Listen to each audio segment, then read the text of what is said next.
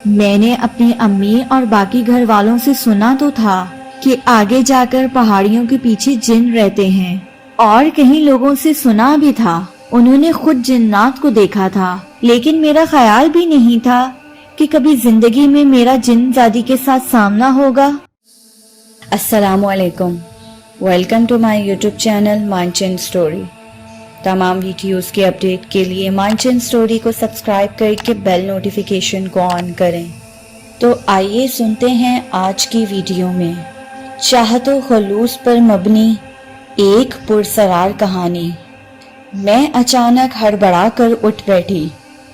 نیند کی وجہ سے آنکھوں میں سرخی نمایاں تھی۔ کسی نے اچانک سوتے ہوئے میرے چہرے پر پانی پھینکا تھا۔ اچھی طرح ہوش میں آنے پر میں نظریں دوڑانے لگی۔ پھر میں نے سوچا کہ یہ میرا وہم ہو سکتا ہے۔ میں نے اپنے دوپٹے کو گیلا دیکھ کر خیال کی نفی کرنے لگی۔ بہت دیر تک دیکھنے اور غور کرنے پر پھر بھی میں کچھ نہ سمجھی۔ میں بہت دیر تک بدحواس رہی۔ کمرے میں بھی ایسی اس وقت کوئی بات نظر نہ آئی۔ سب گھر والے اپنی اپنی چارپائیوں پر پرسکون سو رہے تھے۔ اس وقت تقریباً رات کے 3 بج رہے تھے۔ میں نے منہ آسمان کی طرف کر کے اندازہ لگانے کی کوشش کی۔ میں سوچنے لگی کہ یہ کون تھا جو مجھ پر پانی پھینک گیا۔ صبح تک میں اس بات کو بھول چکی تھی کیونکہ یہ اتنی خاص بات نہیں تھی۔ صبح معمولی سی گھر میں چہل پہل اور رونق تھی۔ آج میری کزن ردا کی مہندی تھی۔ سب گھر والے وہاں جانے کے لیے تیار ہو رہے تھے۔ جانا تو میں بھی چاہتی تھی، مگر 2 دن پہلے ہی سیڑھیوں سے گر کر چوٹ لگا بیٹھی۔ خیر چوٹ زیادہ تو نہیں تھی مگر معمولی بھی نہیں تھی۔ پاؤں کی ہڈی میں بہت تکلیف تھی۔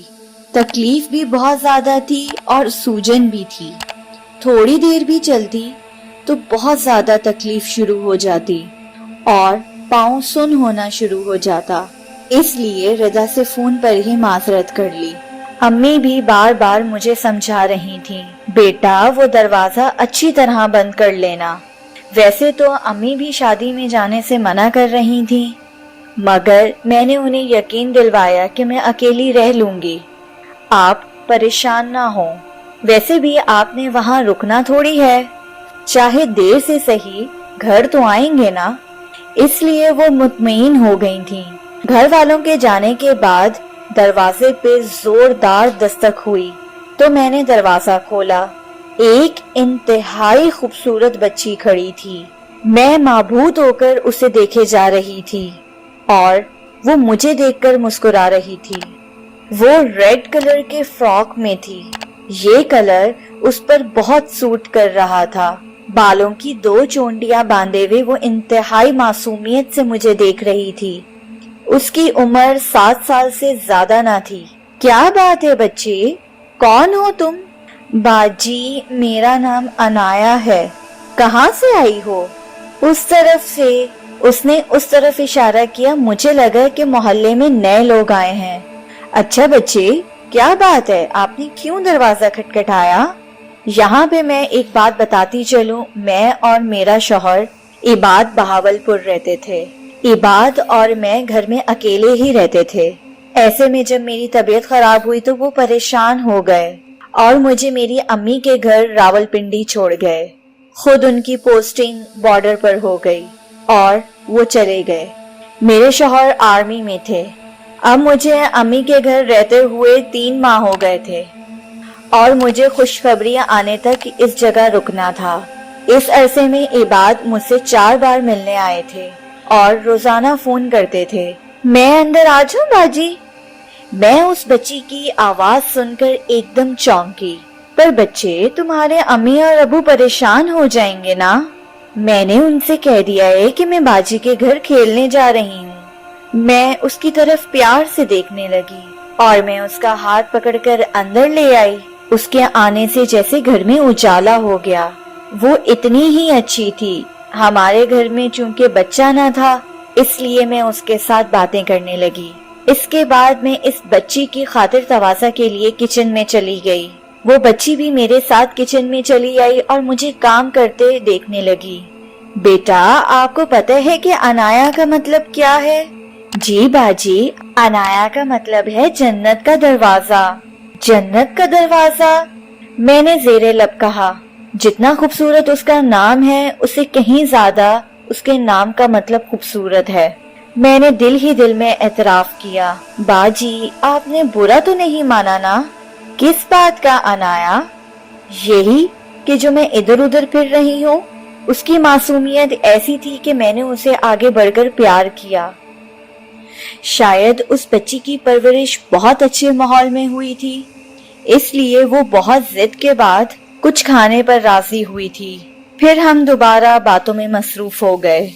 इसी दौरान मैंने उसके घर वालों के बारे में पूछा। अच्छा अनाया, तुम ये बताओ, तुम लोग कितने बहन भाई हो? सिर्फ 4। हम सिर्फ 4 बहन भाई हैं। तो अनाया बेटा, आपके अब्बू क्या काम करते हैं?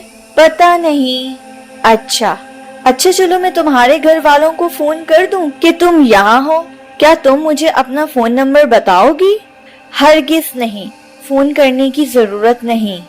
मेरे घर में सबको पता है कि मैं यहाँ पर हूँ। अब मुझे उसके घर वालों की तरफ से फिक्र होने लगी थी कि वो लोग अनाया को ढूंढ रहे होंगे। काफी देर तक बातें करने के बाद मैंने उससे पूछा कि अच्छा अनाया, तुम्हारा घर कहाँ है और तुम कहाँ रहती हो? पता नहीं। क्या तुम्हें अपना घर नहीं मालूम?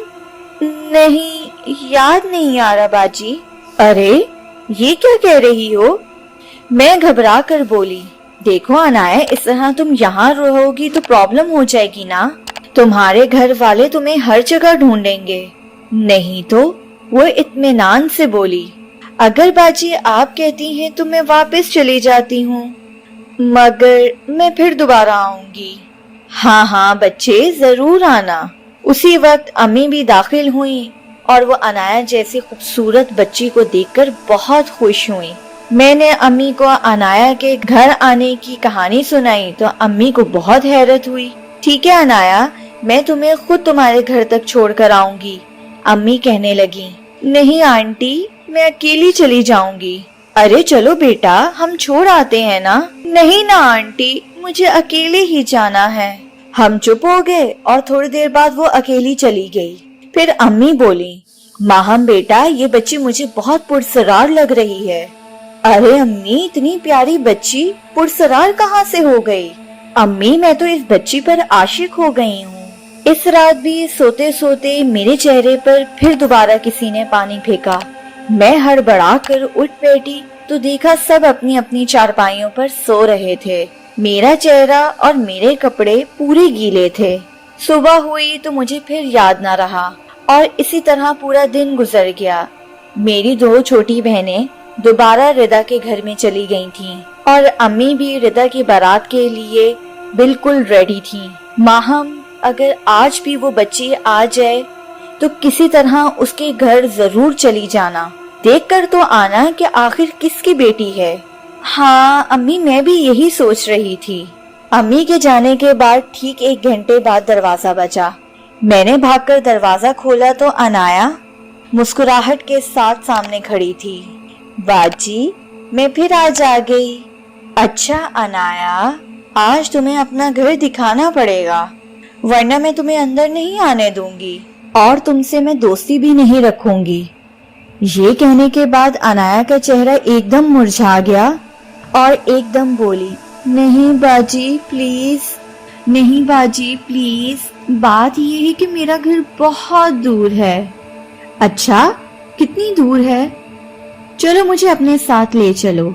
मैंने कहा ना कि आप मेरे घर नहीं जा सकती। ठीक है अनाया, फिर मैं तुमसे बात नहीं करूंगी। वो एकदम घबरा गई और फिर बोली, अच्छा आप अंदर चलें, मैं आपको पूरी बात बताती हूँ। मैं उसे अंदर ले आई। वो बहुत चुप चुप सी थी। बाजी, मैं आपसे एक बात कहूँ, लेकिन एक शर्त है। चलो बताओ क्या शर्त है? आप मुझसे नाराज तो नहीं होंगी ना? अरे मैं तुमसे कैसे नाराज हो सकती हूँ? और वादा करें आपको डर भी नहीं लगेगा। डर? किस बात का डर अनाया?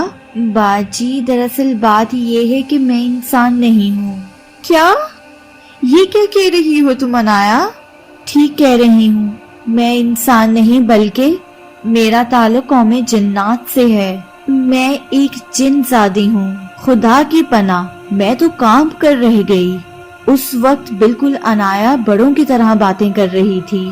मैंने अपनी अम्मी और बाकी घर वालों से सुना तो था कि आगे जाकर पहाड़ियों के पीछे जिन रहते हैं, और कहीं लोगों से सुना भी था। उन्होंने खुद जिन्नात को देखा था, लेकिन मेरा ख्याल भी नहीं था कि कभी जिंदगी में मेरा जिन ज़ादी के साथ सामना होगा।